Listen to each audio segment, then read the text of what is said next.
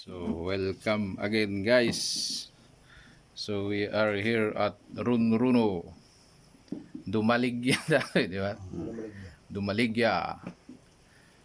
So, as of now, we will put a condenser coil of this refrigerator. Because there's a internal leak. Before this one, they call this clear back. Now we put a condenser, so not a clear back.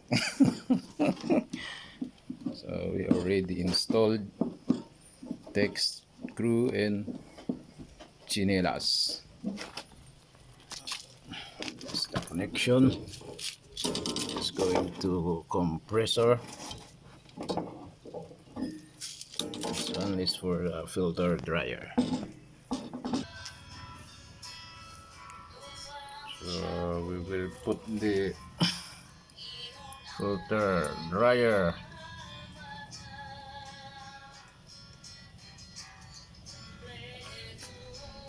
sharp.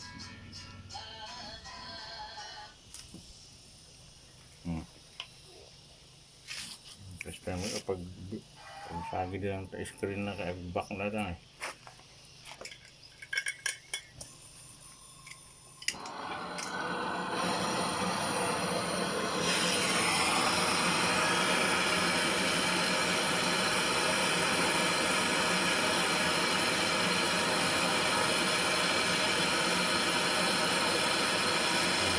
Katiyagin ng mga kapatwa.